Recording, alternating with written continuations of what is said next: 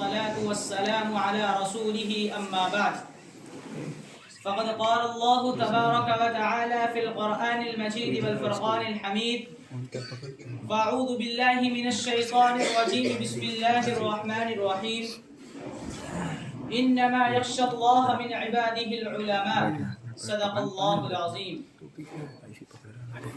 جنہیں میں ڈھونڈتا تھا آسمانوں میں زمینوں میں، جنہیں میں ڈھونڈتا تھا آسمانوں میں زمینوں میں، وہ نکلے میرے ظلمت خانہ دل کے مکینوں میں. جلا سکتی ہے شمع کشتہ کو موج نفس ان کی، جلا سکتی ہے شمع کشتہ کو موج نفس ان کی. الہی کیا لکھا ہوتا ہے اہل دل کے سینوں میں. نہ پوچھ ان خرقہ پوشوں کی ارادت ہو تو دیکھ ان کو، نہ پوچھ ان خرقہ پوشوں کی ارادت ہو تو دیکھ ان کو. ید بیضا لیے بیٹھے ہیں اپنی آستینوں میں. قابل صد تکریم سامعین کرام اور مہمانان اعظام، آج میں ان یاران باصفا، شہیدان عشق و وفا، وارثان بلال اور عشاق نبی کی تذکرے کی سعادت حاصل کر رہا ہوں، جن کا قلب و جگر نبی کی عظمت سے معمور تھا، جن کے چہرے پر عدم و استقلال کی کرنیں جلوہ فکن تھی، جنہوں نے اہل جہاں کو عشق نبی کا درس دیا، صرف انسانی کو محبت کا پیغام سنایا، عشق نبی کا طریقہ بتایا، محبت نبی کا راستہ دکھلایا، جن کو دنیا علماء دیوبند کہتی ہے. میں حیرانیت کے عطا سمندر میں غرق، سرگردہ اور پریشان ہوں کہ اس قلیل وقت میں ایسے عظیم الشان وسیع و بسیط موضوع پر کس طرح لغزشاہی کر سکوں، جن کا غیروں نے بھی پورے الفاظ میں اعتراف کیا ہے. ان کے کن کن گوشے کو نوک زبان پر لاؤں اور ان کے کن کن خصوصیات کو نظر انداز کروں اور ان کے کن کن خوبیوں کو بیان کروں، ان کے عشق نبی کے واقعے کی سیر کراؤں یا ان کے مجاہدانہ کردار کی روداد سناؤں، یا عشق نبی سے سرشار مولانا محمد قاسم نانوتوی رحمۃ اللہ علیہ کے سفر حج کی منظر کشی کراؤں،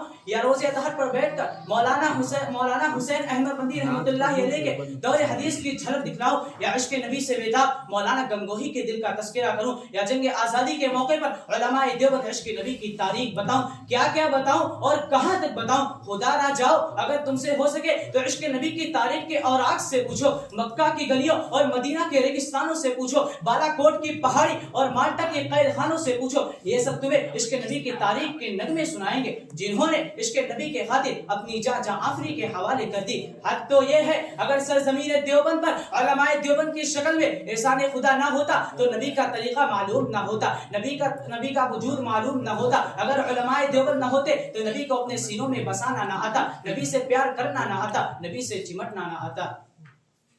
میرے عزیز دوستوں، دیوبند کی سرزمین پر ایک شخص ہے جسے شیخ محمود الحسن کہا جاتا ہے، جنہوں نے انگریزوں کے خلاف ظلم و استقلال کو روکنے اور اسلام کے تحفظ کے خاطر ریشمی رومال کی تحریک چلائی تھی.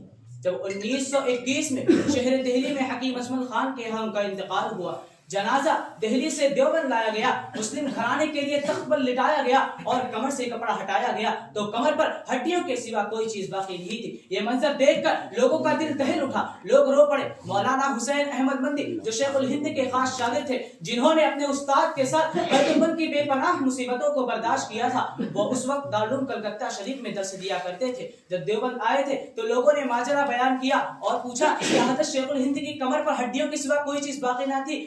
مولانا مدنی رو پڑے اور فرمایا میرے استاد نے اس راز کو فاش کرنے سے منع کیا تھا. میرے استاد شیخ الہند کو انگریز مالٹا کے قید خانے میں لے جاتا تھا اور گرم شرابوں سے ان کے کمر کو داغتا تھا اور کہتا تھا اے محمود الحسن انگریز کے حق میں فتوا دے دے. محمود الحسن بے ہوش ہو جاتے اور جب ہوش آتا تو کہتے میں بلال کا وارث ہوں، میری چمڑی پگھل تو سکتی ہے، میری چمڑی اسلام کے خاطر اجڑ تو سکتی ہے، لیکن میں تمہارے ہاتھ میں فتوا نہیں دے سکتا.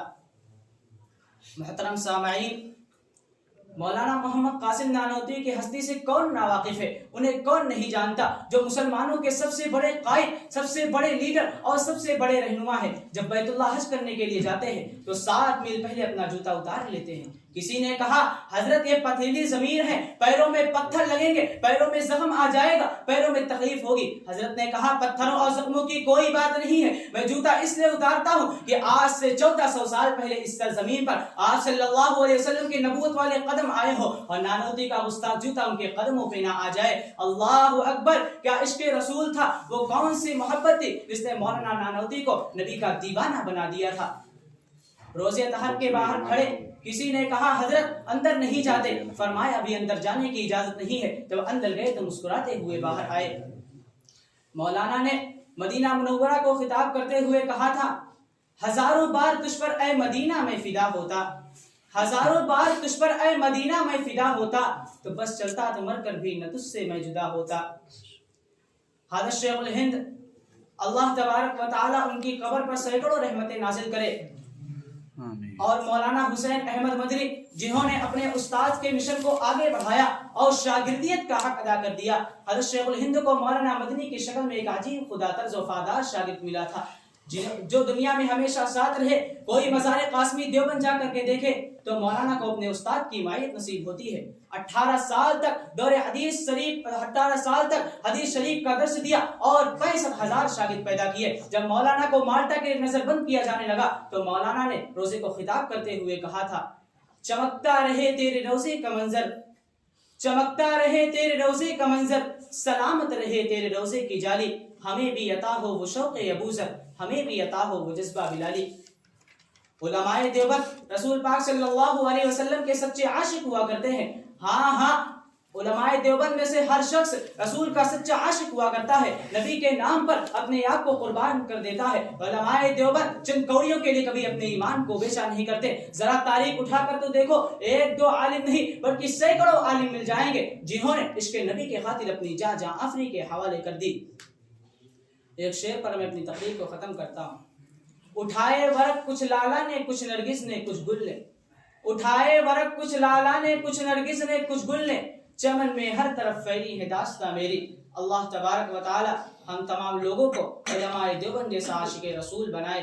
وآخر دعوانا الحمدللہ رب العالمین۔